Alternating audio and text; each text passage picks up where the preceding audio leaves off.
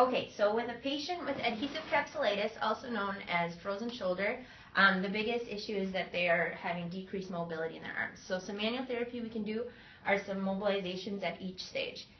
For the first stage, the freezing stage, we're going to work on maintaining mobility and working with pain. So for this, I'm going to do some caudal glides to increase abduction. So for this, we're going to use grades 1 and 2, which is for pain management.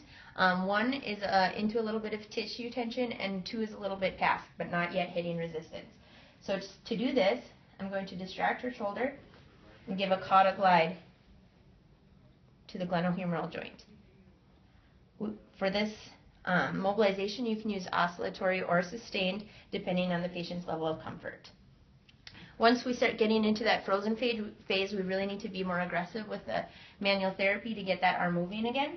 So for this, we can do the same thing, but we can move into grades 3 and 4, which is 3, which is up to tissue resistance, and 4, which is past really getting that joint mobilized.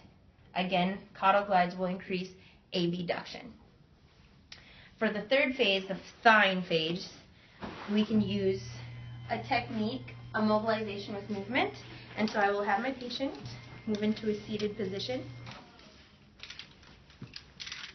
I will get this belt around me, and then I will place it at the glenohumeral joint.